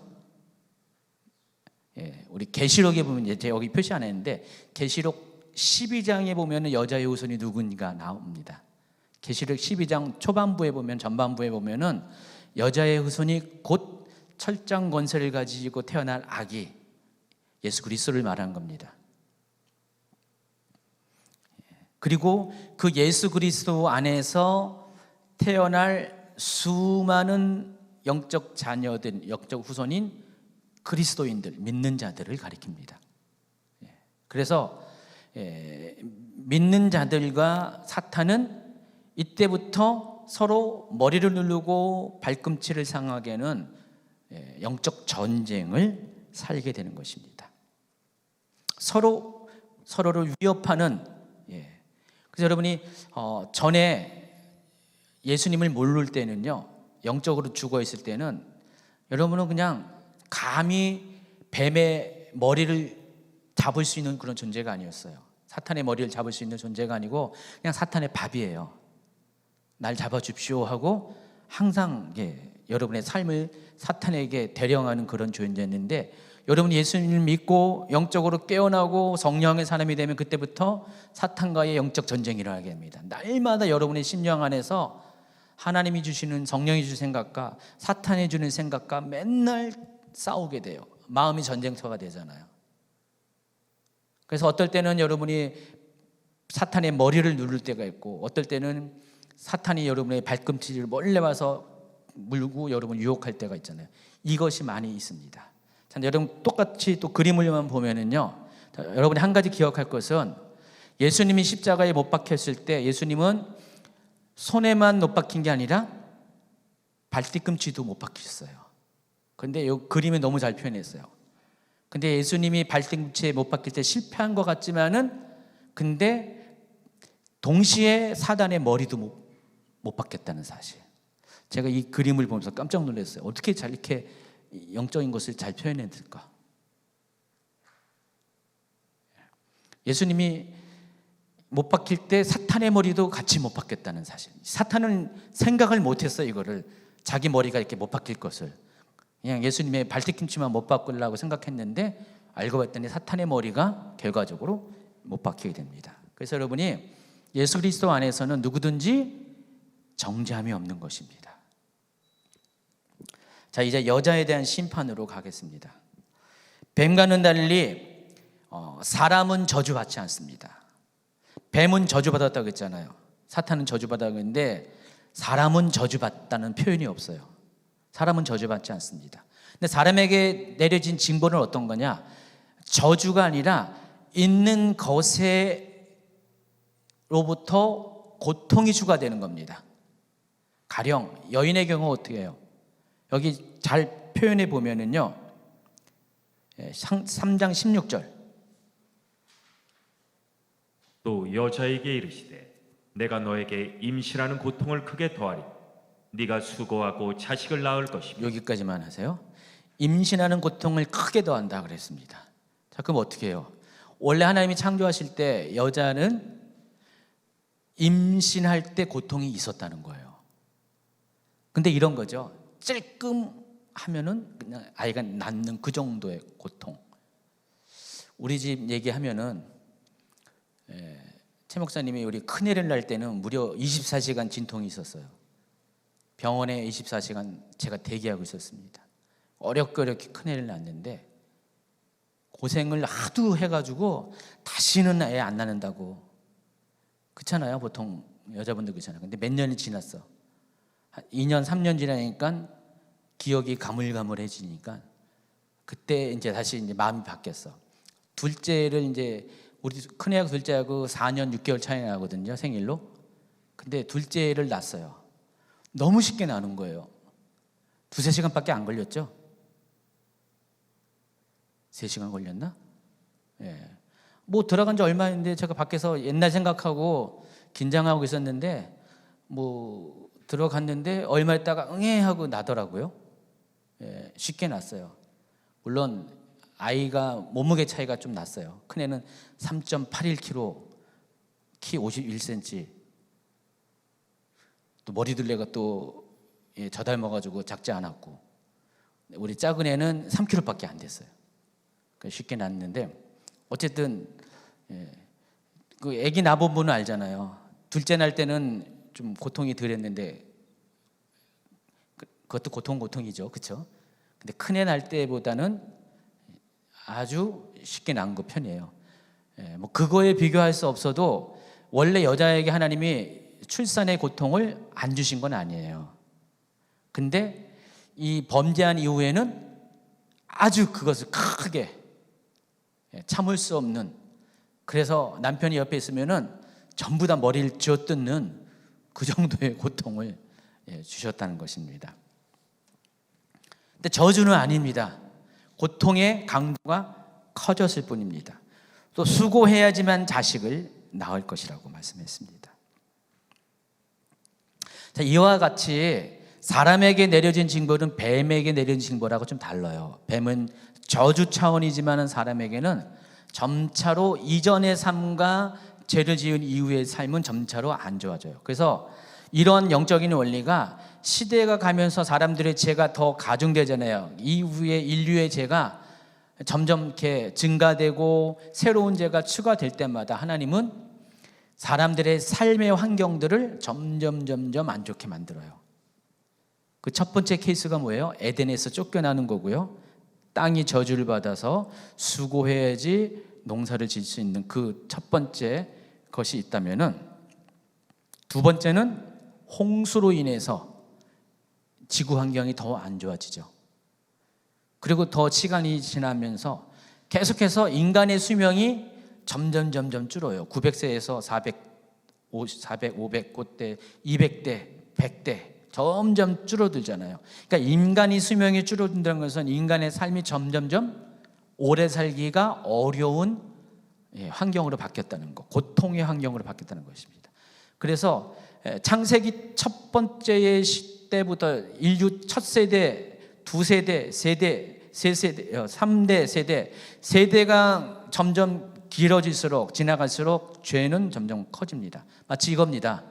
위에서 눈을 굴립니다. 산에서 굴리면 점점 내려오면서 눈덩이가 커지는 것처럼 인류의 죄는 그런 식으로 점점 가중됩니다. 그래서 맨 마지막 시대, 마지막 때의 시대의 죄는 어떻게 할까요?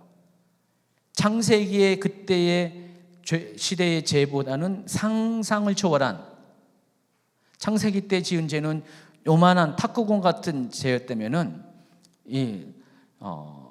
마지막 때의 죄는요, 그게 야구공, 배구공, 농구공 쭉쭉 가가지고요, 이제는 측량도 할 수 없는 엄청난 크기의 죄로 그렇게 부풀러져서 됐고요. 그때가 되면은, 죄악이 관영이 되면 어떻게 돼요? 하나님은 세상을 심판하세요. 그래서 하나님은 중간에 몇 번 너무 커지니까 몇 번 터트려 주셨어요. 노아의 홍수 때 한 번 터트려 주셨고요. 그래서 중간중간에 하나님이 세상을 징벌해 가지고 죄의 강도를 자꾸만 낮추시고 브레이크를 거시지만은, 근데 점점 사람은 그때만 잠깐이죠, 더 죄를 점점 크게 확대시키고 증가시키는 그런 게 인간의 역사라는 것입니다. 마지막 때는 그래서 더 이상 이제는 하나님이 용납할 수 없는 상황이 되면 세상이 심판을 받게 됩니다. 아까도 최 목사님의 저하고 이제 세상 돌아가는 것들 밥 먹으면서 쭉 이야기했는데, 지금은 어느 누구도 이 세상을 브레이크를 걸 자가 없어요.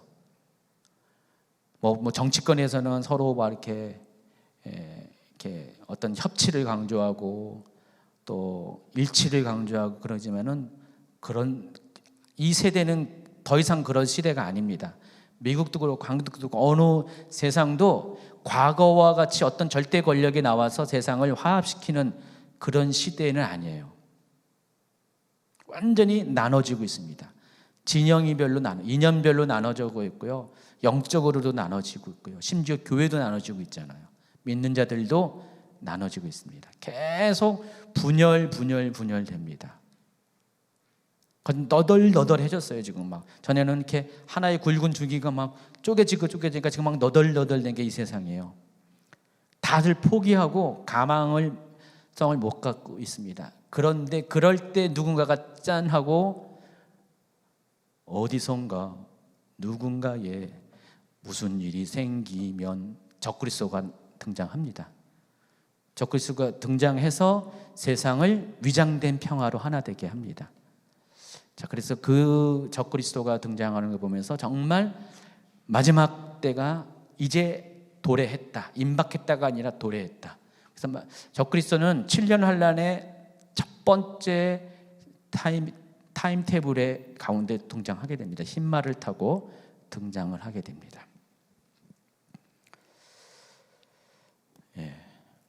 너무 이렇게 옆에 얘기를 많이 해가지고. 자, 이거 앞으로 할 게 많은데 어떡하지? 아담에 관한 얘기를 들어가겠습니다. 59페이지. 아담. 설명한 바와 같이 사람은 저주를 받지 않는다고 했죠. 그런데 아담으로 말미암아 땅이 저주를 받아요. 아담은 저주를 받지 않았어요. 근데 땅은 저주를 받아요. 그리고 아담은 저주받은, 자기로 말미암아 저주받은 땅으로 인해서 고통을 받게 됩니다. 그게 창세기 3장 17절부터 19절까지예요. 그래서 아담은 본래 취함을 받은 흙으로 돌아가는 운명을 맞이하게 됩니다.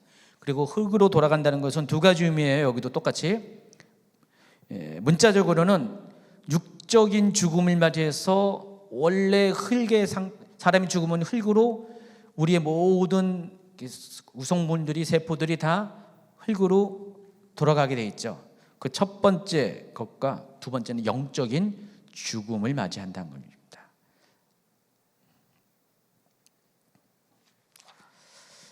60페이지 넘어가겠습니다. 자, 또 한 가지의 변화가 생깁니다. 지금까지 여자의 이름이 없었어요. 그냥 여자라고 불렀어요. 그래서 이씨로부터 나왔다고 그래서 이시아라고 그랬습니다. 그러니까 이씨와 이시아는 같은 단어라고 그랬죠. 35번 슬라이드. 이씨와 이시아는 같은 단어예요. 그래서 단지 이씨의 여성형이 이시아입니다. 지금까지 여자 이름이 없었어요. 아담만 이름이 있었어요. 아담으로. 사람이라는. 솔직히 그것도 이름이라기보다도 그냥 너 사람이야. 그게 이름이 된 거죠. 그렇죠? 어쩌면 고유명사보다 일반 명사였어요. 아담은 일반 명사를 시작해서 고유명사가 된 거예요. 이름을 가리키는 고유명사가 된 겁니다. 근데 여자는 여지껏 이름이 없었어요.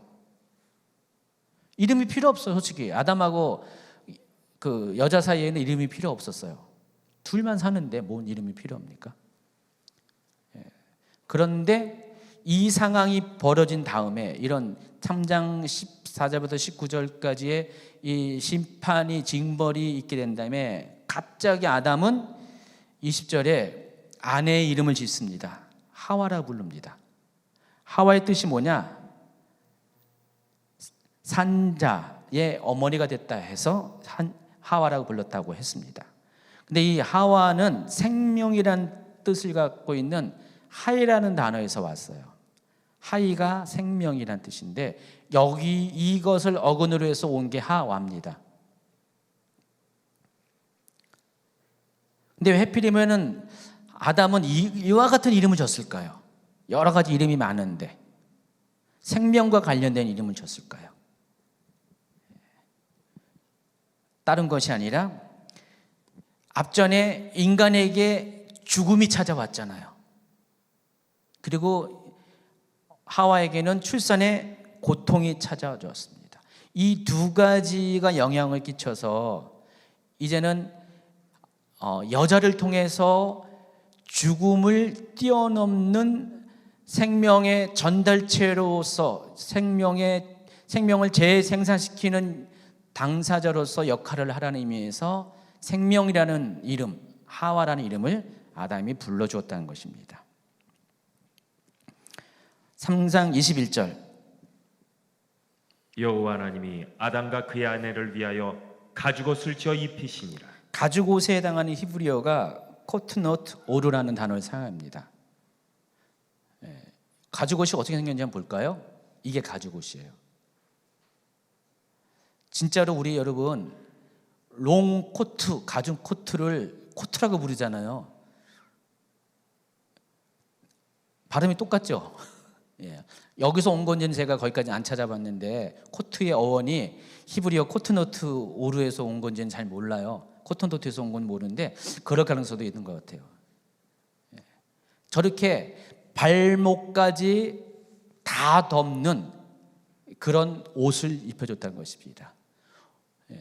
그래서 글쎄 털이 복실복실한 그 옷인지 털을 뺀 순수한 가죽만 갖고 있는 옷인지 잘 모르겠는데 저렇게 하나님께서 저와 비슷한 옷을 만들어 입혀주셨다는 것입니다. 왜 그랬을까요? 전에 입었던 옷이 뭘까요? 3장 7절. 이에 그들의 눈이 밝아져 자기들이 벗은 줄을 알고 무화과 나무 잎을 엮어 치마로 삼았더라. 제가 사진을 쭉 찾아봤는데 너무 야한 사진만 있고 그냥 딱 적당한 사진이 없어서 시간 관계상 제가 여기다가 못 집어넣었어요. 그래서 여러분 무화과 나무는 잎사귀가 참 넓어요. 아시죠? 무화과는 잎사귀가 넓은데 그걸 가지고 만들어 입은 옷이 겨우 치마만 입었습니다.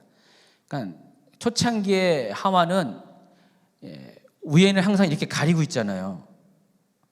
가슴은 가리고 있고 여기는 이제 뭐 그냥 있잖아요. 치마가 있어서 그런 모습으로 이렇게 그림이 많이 나오잖아요.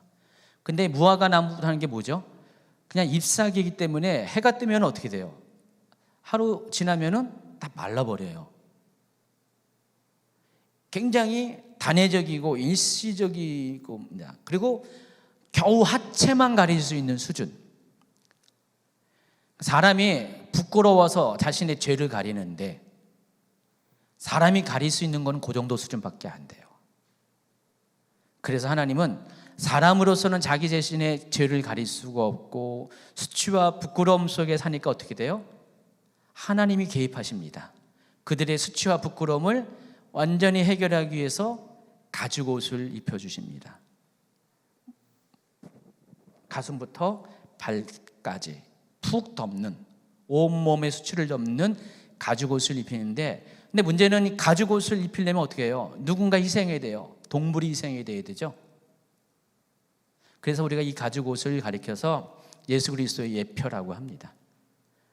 그때 이 가죽옷의 대상이 양이 됐는지는 저는 모르겠는데 어떤 동물이 죽었는데 양일 가능성도 더 크죠. 그래서 예수님께서 그와 같이 인간의 수치를 가리워 주시기 위해서 희생양이 되어서 오실 것을 예표한 것이 가죽옷 사건이라는 것입니다. 그래서 이 내용들은 인간 스스로의 노력이 애씀이 아닌 오직 하나님의 은혜만이 인간의 죄를 온전히 덮을 수 있다는 것을 우리에게 교훈해 주고 있습니다. 에덴 동산에서 이제 쫓겨난 아담과 하와를 소개합니다. 죄를 범한 인간은 하나님과의 모든 관계 단절을 경험하고 마침내 에덴 동산에도 쫓겨납니다. 근데 쫓겨난 이유가 분명합니다. 22절부터 24절까지 보면은 특별히 22절에 보니까 그가 그의 손을 들어 생명나무 열매를 따먹고 영생할까 하노라. 이것 때문에 하나님이 에덴 동산에서 쫓아냈다고 했습니다. 근데 그 전제가 뭐예요? 선악과를 따먹고 선악을 알게 되었고 그 상태에서 영생한 것이 인간에게는 어떻게 해요? 좋은 거예요? 안 좋은 거예요? 안 좋은 거죠. 죽지 않고 영원히 살면서 수치를 가지고 살아가는 것은 저주죠. 그래서 하나님은 결국은 인간을 위해서 그렇게 선택하신 겁니다. 선악과를 따먹은 사람이 생명나무를 따먹고 그 상태에서 영생하는 것은 더할 수 없는 저주이기 때문에 옛날에 보면 영화 같은 데 보면 불로장생 약을 먹고 죽지 않고 계속 사는 사람 얘기, 그런 소재 영화 있는 것 같은데, 옛날에 본 것 같은데, 그래서 중국 영화 뭐 또 본 것 같아요. 여러분 보셨나요? 그런 거? 뭐 진시황 뭐 이렇게 해가지고 그런 거 옛날에 한번 본 것 같아요. 근데 보면은 그 고통스럽더라고요. 다른 사람들은 자기 살던 사람들을 동시에 다 죽어요. 나만 안 죽어. 사람들이 자기가 사랑하는 사람들이 계속 죽어나가는 것을 계속 보아야만 되는 고통. 오래 사는 게 좋은 게 아닙니다. 여러분 100세에 살다가 돌아가신 분들은 너무 기뻐해요. 왜 이렇게 안 죽지 하면서 마침내 이제 100세가 돼가 죽었어. 너무 기쁘게 죽어요. 실은 살아가는 게 고통이죠. 제가 이제 점점 나이가 먹어가니까 주변에 사람들이 얼굴이 없어져요. 얼마 전에 최 목사님하고 저하고 우리 애들이 갑자기 웬 바람이 불었는지 옛날 그 사진첩을 다 꺼내온 거예요. 우리 아이가 그저 자기 어릴 때면서 깔깔대고 웃으면서 아빠 모습 봐 하면서 뭐 그때는 정말 제가 날씬했고 그렇죠. 객관적으로 봐도 참 지금보다는 훨씬 나은 건데, 근데 제가 우연찮게 제 결혼식 사진을 봤어요. 저하고 최 목사님 결혼식 사진. 근데 뒤에 이렇게 가족들이 있잖아요. 삥 둘러싸여 있어요. 근데 눈에 딱 들어오는 게 돌아가신 분이 나와요. 저희 아버님이 돌아가시죠. 장인어른 돌아가셨죠. 뭐 삼촌, 뭐 등등 이모, 뭐 등등 해가지고 돌아가신 분 해가지고 이분도 지금 안 계시네. 저분도 안 계시네. 앞으로 시간에 가면 어떻게 해요? 거기 한 7, 80명이 있었는데 몇 명 안 남고 다 사라지는 얼굴이 될 겁니다. 그게 얼마나 고통일까요? 그래서 하나님은 우리를 이렇게 때에 맞게끔 일찍 죽게 하는 것도 여러분 축복입니다. 적당히 사시고 적당히 돌아가세요. 길고 늘어지게 살다가 죽지 말고요. 적당하게 그렇게 돌아가시기 바랍니다. 돌아가는 거잖아요. 하나님 나라로 돌아가는 겁니다. 4장부터는 창세기의 두 번째 창세기의 무대가 새롭게 바뀌는데, 인류의 첫 번째 세대인 아담과 하와에서 두 번째 세대인 가인과 아벨의 이야기로 넘어가게 됩니다. 근데 이것도 최초예요. 가인이 최초로 태어난 아기, 그렇죠? 그리고 가인과 아벨 사이에서 최초의 살인 사건이 벌어졌습니다. 창세기는 다 최초예요. 다 죄도 씻습니다. 그리고 가인과 아벨에 대한 이야기가 나온 다음에 뒷부분에는 가인의 후손과 아담으로부터 셋으로 이어지는 또 다른 후손들에 대한 족보들이 쭉 나와요. 4장 후반부부터 5장까지는. 자, 먼저 4장 1절입니다. 아담이 그의 아내 하와 동침함에 하와가 임신하여 가인을 낳고 이르되 내가 여호와로 말미암아 득남하였다 하니라. 이 가인이라는 이름은 좋은 이름이에요. 나쁜 이름이 아니에요. 카인이라고 있죠. 여기 히브리어 이 카인은 얻어진 자라는 뜻입니다. 뒤에 보면은 하와가 그랬어요. 여호와로 말미암아 내가 아들을 얻었다 해서 이름을 얻어진 자, 하나님으로부터 얻어진 자라서 카인이라고 졌습니다. 이어서 동생을 낳습니다. 두 번째 아들을 낳는데 아벨이라고 낳는데, 이 아벨은 히브리어로 헤벨인데 뜻은 별로 안 좋습니다. 헛되다라는 뜻이에요. 헛됨. 이름만 보면은 카인과 이 헤벨은 좀 차이가 나죠. 그렇죠? 카인은 좋은 이름이고 아벨은 별로 안 좋은 이름입니다. 그래서 이름대로 살았나 봐요. 아벨도 헛되게 죽었잖아요. 두 사람의 직업은 양치는 자와 농사하는 자입니다. 근데 이 양치는 자와 농사하는 자는 인류 최초의 직업이에요. 그리고 여지까지 존재하는 최고 오래된 직업입니다. 그리고 세월이 지난 다음에 가인과 아벨은 하나님 앞에 제물을 드리게 됩니다. 그 이야기가 3절 4절에 나와 있습니다. 세월이 지난 후에 가인은 땅의 소산으로 제물을 삼아 여호와께 드렸고 아벨은 자기도 양의 첫 새끼와 그 기름으로 드렸더니 여호와께서 아벨과 그의 제물은 받으셨으나. 3절에서 세월이 지났다는 표현이 어느 정도 세월이 지난지는 몰라요. 왜냐하면 히브리어에서 그냥 관용적인 표현입니다. 짧을 수도 있고 길 수도 있어요. 가늠할 수가 없어요. 근데 이제 대략적으로 보니까 아벨과 가인이 아기로 태어났고 성장을 했어요. 그리고 아벨을 기준으로 하면은 이제 자라서 처음으로 목축을 해서 양의 첫 새끼를 얻은 그때가 어느 정도 아닌지 모르겠어요. 한 20 전후가 되려지 모르겠어요. 바로 그때 그만큼 시간이 흘렸다는 것입니다. 그때 이제 아벨은 자기의 양의 첫 새끼로 하나님께 제사를 드렸어요. 제물을 드렸어요. 또 가인도 드렸는데 가인의 경우는 보시면은 그냥 땅의 소산으로 제물을 삼았다, 이렇게 표현만 나와 있어요. 뭐 첫 번째 곡식 이런 것도 없어요. 땅의 첫 소출도 아니에요. 그냥 땅의 소출로, 땅의 곡식으로 제물을 드렸다. 그래서 이 결과 하나님은 아벨의 제물은 받으시고 카인의 제물은 받지 않으셨다 그랬습니다. 47페이지. 그래서 47번 슬라이드. 그래서 가인이 어떻게 됐어요? 저 가인 표정을 보세요. 옆에서 막 째려보는데 저보다 더 심하게 얼굴이 안색이 확 변했어요. 기분 나쁜 표정이 확 나가지고 몹시 분해했다 그랬습니다. 분노했다라고 합니다. 근데 왜 하나님께서 이 대목에서 여러분 아셔야 될 것이 아벨의 제물은 받고 카인의 제물은 받지 않았을까? 그 이유에 대해서 여러 가지 이유가 많이 있어요. 제물의 종류 때문에 그렇다. 하나님은 동물을 좋아하시고 곡식은 별로시다. 뭐 어떤 사람은 하나님께서 희생을 원하시기 때문에 피를 원하기 때문에 그래서 그러셨던 것이다. 근데 다 정답은 아니에요. 왜냐면 뭐 나중에 후대 제사 제도 보면은 꼭 동물 제사만 있는 게 아니라 식물 제사도 있거든요. 곡식 제사도 있거든요.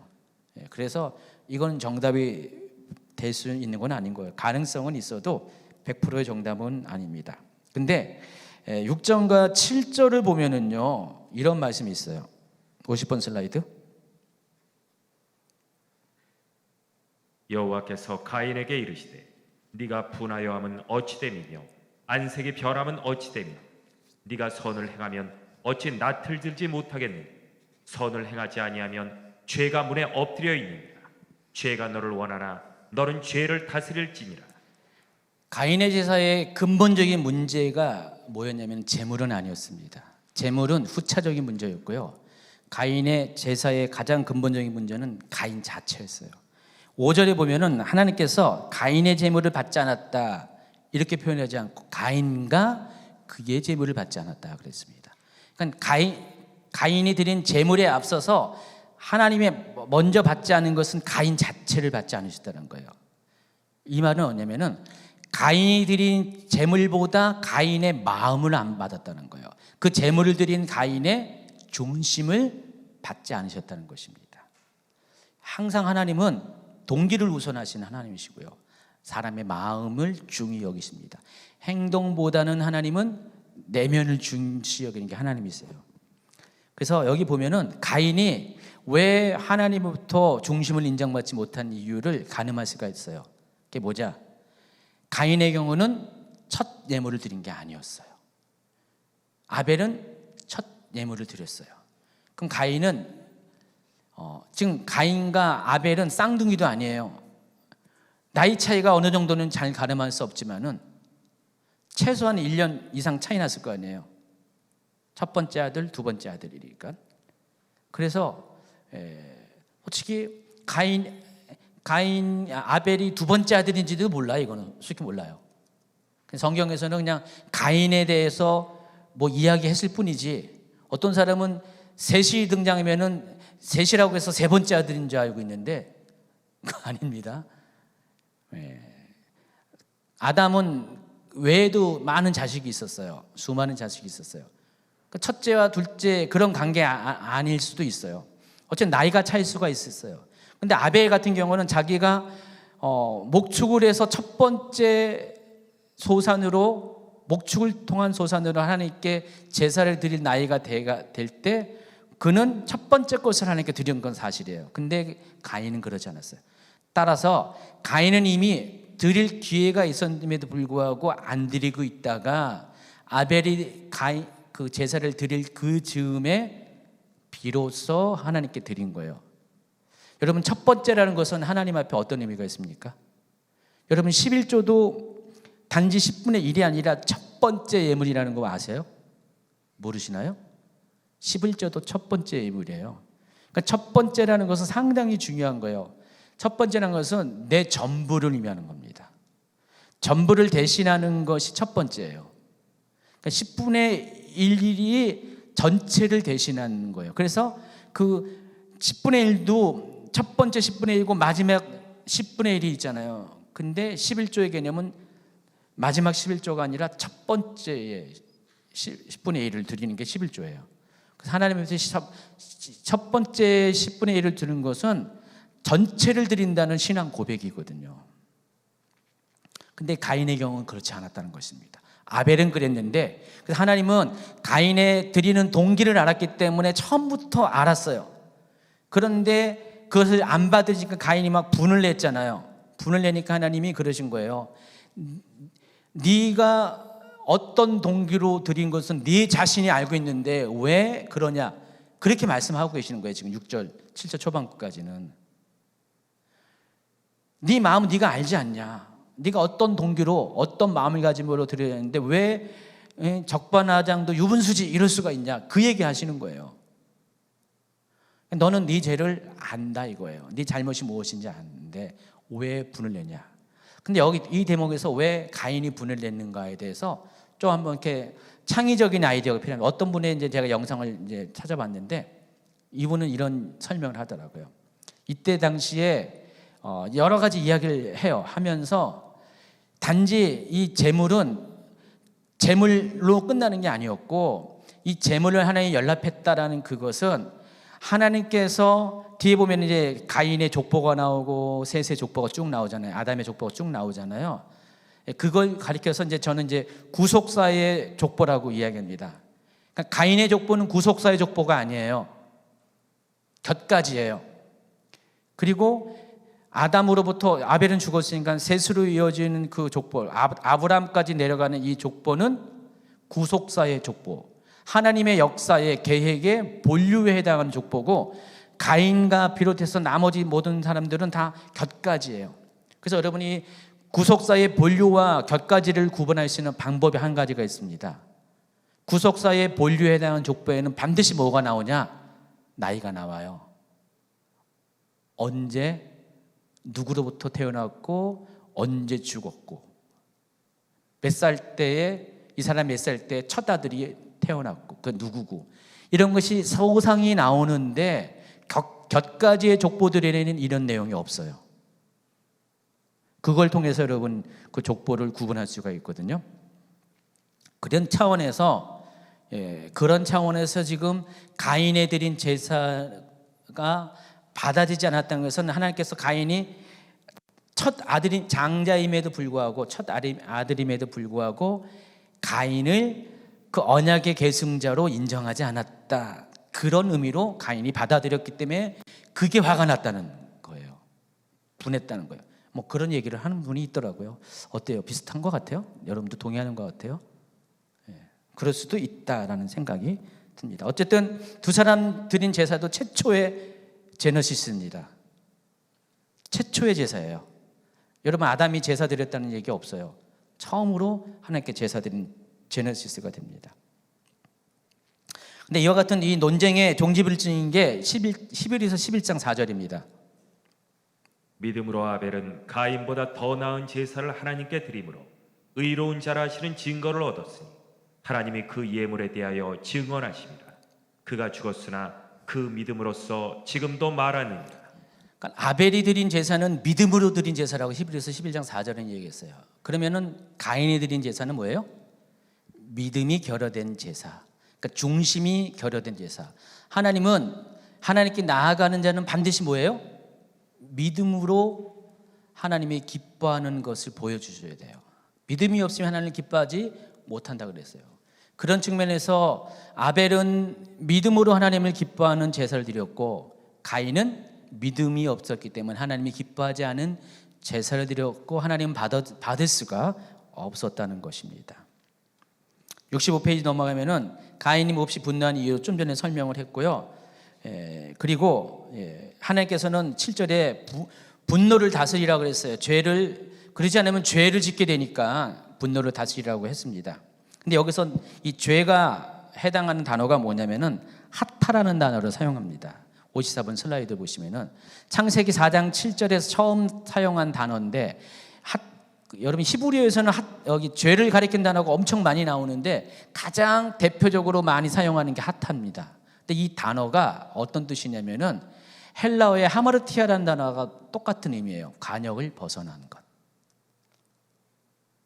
관역을 벗어난 게 죄예요. 이 관역이 뭘까요? 하나님의 뜻을 말한 것입니다. 하나님의 계획, 하나님의 마음. 뭐가 죄예요? 하나님의 뜻과 다른 길로 가는 게 죄예요. 하나님 마음과 다른 마음을 갖는 것이 죄라는 것입니다. 그래서 지금 이 가인은 하나님의 뜻과 하나님의 마음과 다른 길로 갔고 하나님이 그것을 죄라고 말씀하셨다는 것입니다. 이해하시겠죠? 그래서 그것을 잠재우라는 것이에요. 하나님과 다른 길로 가고자 하는 그 마음들을 지금 빨리 잠재우라는 것입니다. 그렇지 않으면 그것이 행동화되기 때문에 죄의 결과를 나타내기 때문에 그렇게 말한 겁니다. 근데 이 가인은 그것을 하나님의 경고를 받아들이지 않고요, 그거를 이렇게 잠재우지 않았어요. 그 결과 어떻게 됩니까? 4장 8절.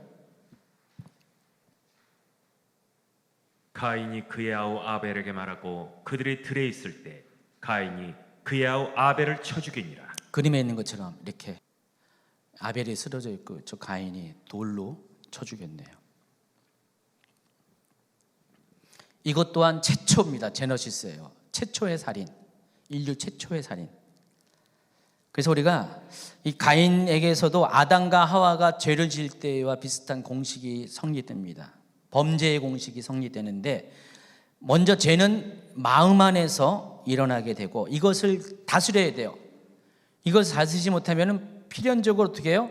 그것이 말과 행동으로 드러나게 되면 사람들은 그것을 죄라고 하는데, 하나님은 그 전에 마음에서 일어난 것부터 죄라고 말씀하시는 것입니다.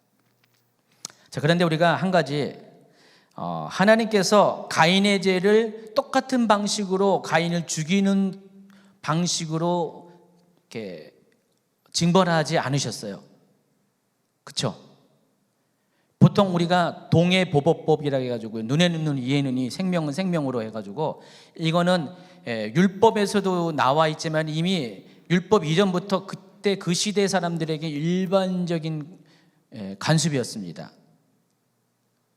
근데 가인이 아벨을 죽였잖아요. 그럼 아벨도 똑같이, 가인도 아벨의 핏값으로 자신의 목숨을 대신해야 되는데 하나님은 그렇게 하지 않았다는 것입니다. 그 대신 어떻게 했냐? 창세기 4장 12절.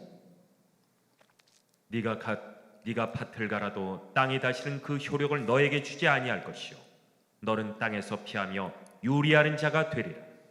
하나님은 살인에 대한 살인의 징벌을 주지 않고 가인에게 있어서는 땅의 저주를 이렇게 징벌로 주셨어요. 그 이유가 과연 뭘까? 로마서 5장 13절을 한번 읽어볼까요? 하나님께서 율법을 주시기 전에도 죄가 세상에 있었지만 율법이 없을 때에는 죄를 죄로 여기지 않았습니다. 이 말이 뭘 의미하냐면 율법의 기능 중에 하나가 내가 하는 행동이 죄인지 아닌지를 판별해 주는 것이 율법이라는 겁니다. 그러니까 율법이 있기 전에는 죄가 죄인 줄을 몰랐다는 것입니다. 지금 가인의 경우는 아벨을 죽인다는 것이 어떤 의미인지를 몰랐어요. 다 최초예요. 지금 최초이기 때문에 하나님은 그 살인의 의미도, 그러니까 이미 오랜 역사 앞에 사람들이 살인을 해가지고 이것 때문에 어떤 결과가 있는 것들을 이미 인지하고 학습한 사람들은 살인을 하면 안 된다, 살인은 죄라는 것을 알았잖아요. 근데 가인의 경우는 그것을 몰랐다는 것입니다. 그래서 하나님은 그것을 모르는 가인에게 거기에 맞춰서 가인의 생명을 요구한 것이 아니라 가인에게서 가장 가인을 고통스러워하게 하는 게 뭐냐? 가인이 지금은 땅을 농사 짓는 사람이잖아요. 땅과 관련된 그 땅을 통해서 가인을 고통스럽게 만들었어요. 그래서 어떻게 했습니까? 땅을 갈아도 다시는 효력을 주지 않고, 그리고 어쩔 수 없이 땅을 농사짓 수 먹고 살 수 없으니까 떠돌아다니는 신세로 전락하게 만드셨다는 것입니다. 자, 상황이 이렇게 되자 가인은 이 형벌에 대해서 무서움을 느낀 거예요. 비로소. 그리고 자신의 죄를 인정합니다. 13, 14절. 가인이 여호와께 아뢰되 내 죄벌이 지기가 너무 무거우니이다. 주께서 오늘 이 지면에서 나를 쫓아내시온즉 내가 주의 낯을 배웁지 못하리니 내가 땅에서 피하며 유리하는 자가 될지라. 무릇 나를 만나는 자마다 나를 죽이겠나이다. 가인에게 있어서는 이게 가장 참을 수 없는 형벌이었어요.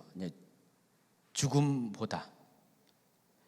그래서 하나님께서는 가인의 호소를 들으시고 가인을 보호하신 조치를 취합니다. 15절. 여호와께서 그에게 이르시되 그렇지 아니하다. 가인을 죽이는 자는 벌을 7배나 받으리라 하시고 가인에게 표를 주사 그를 만나는 모든 사람에게서 죽임을 멸하게 하시니라. 하나님께서 이같이 하신 이유는 가인을 죽는 것을 허용하면은 막지 않으면 또 다른 살인이 일어나고 그것이 정당화되고 또 간수화되기 때문에 하나님은 그런 차원에서 다른 사람들이 가인을 죽이지 못하는 것을 막고요. 또 하나님은 죄에 대해서는 미워하시나 죄인에 대해서는 긍휼을 베푸시는 분이기 때문에 자백하고 또 호소하는 자에게는 하나님께서 또 용서하시기 때문에 그래서 가인을 보호하는 조치를 취하셨습니다. 근데 우리가 여기서 한 가지 또 잠깐 짚고 넘어갈 것이, 여러분이 많이 이렇게 퀘스천이 있는데, 아니 아담이 지금 가인과 아벨만 낳았는데 왜 사람들이 많지? 그런 질문을 할 수가 있잖아요. 근데 여러분이 이것을 너무 이렇게 단세포적으로 생각하면은 그런 질문을 가질 수밖에 없어요. 죄송해요. 단세포라고 얘기해서. 그 좋은 의미예요. 아주 순수하고 순박해서. 근데 여러분 이게 좀만 우리가 시간 개념으로 보면은 그런 질문을 할 필요가 없는 것을 알 수가 있습니다. 아담이 이제 아벨도 죽고 가인도 떠나간 다음에 세 번째 아들을 낳습니다. 그러니까 여기 성경상에서는 세 번째, 그 누구죠? 셋을 낳습니다. 세 명을 낳은 게 아니라 셋이라는 이름의 세 번째도 아닌 셋이라는 이름의 아들 낳습니다. 그때가 몇 살일까요? 130살이에요. 아벨이 죽은 다음에 셋이 낳다. 그러면 가인과 아벨은 몇 살에 죽은지 몰라요. 몇 살에 죽은데 아벨 같은 경우는 첫 소출을 드릴 때쯤 죽었으니까 아마 20 전후가 아닐까라는 생각이 들어요. 제 생각에. 그러면은 가인과 아벨과 그리고 셋 사이에 130년의 시간이 있었는데, 더군다나 지금 아담은 처음부터 완전한 성인의 모습으로 태어난 거잖아요. 창조된 거잖아요. 아기의 시절을 거치지 않았어요. 바로 생식이 가능한 나이였어요. 그러면은 에덴 동산에서 얼마나 산지는 잘 모르겠지만은 최장으로 130년을 따져보면은 130년 동안 과연 아담과 하와가 3명만 낳았을까요? 이건 상식적으로 여러분 충분히 이해하죠.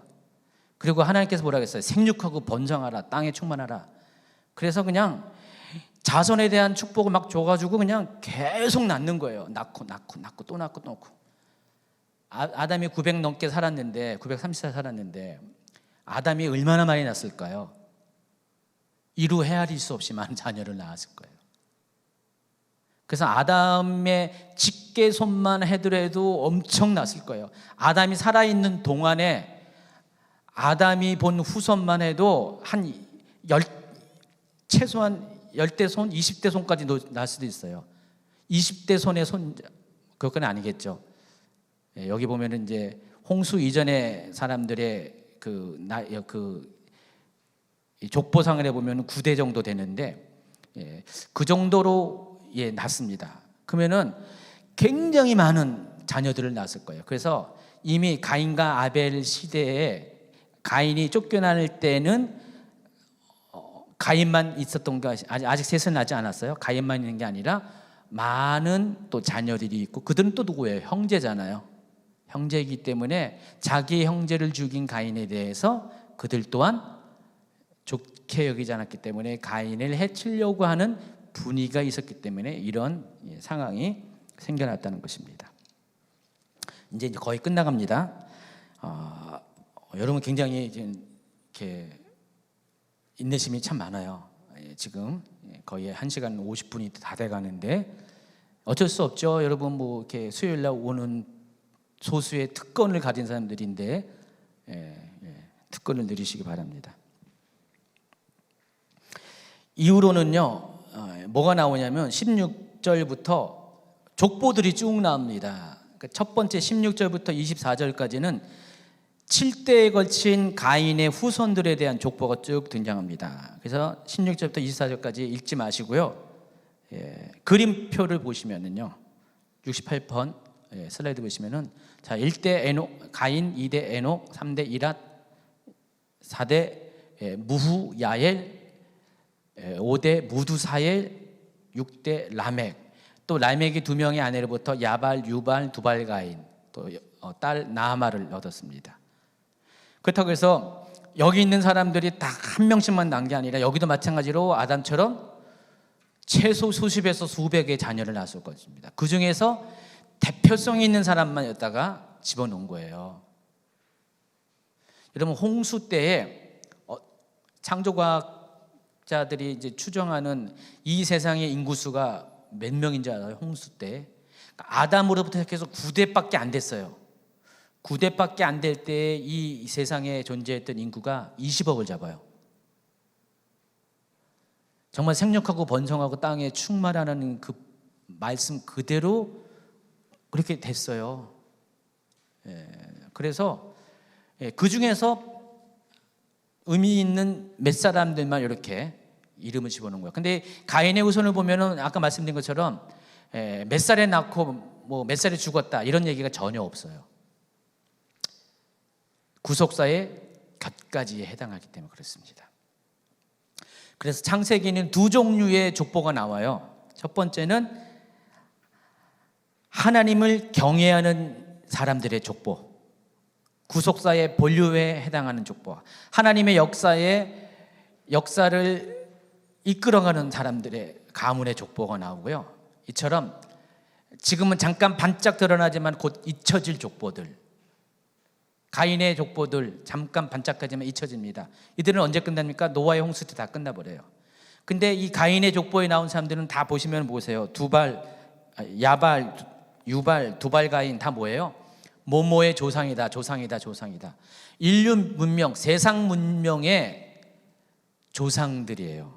그래서 이 가인의 후손들은 세상 문명을 만든 그런 사람들입니다. 대신에 셋의 후손들은 세상 문명이 아니라 하나님의 믿음의 가문을 세운 족보.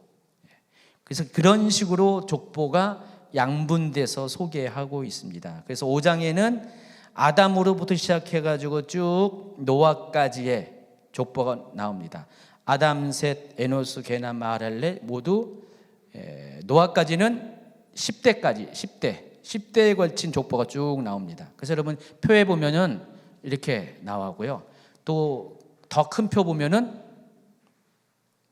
이렇게 나옵니다. 몇 살에 누굴 낳고 이런 것이 쭉 보시면은요. 여러분 워낙에 오래 살았기 때문에 아담의 경우는 어디까지 후손을 봤죠? 앞에 표를 보면 알겠네요.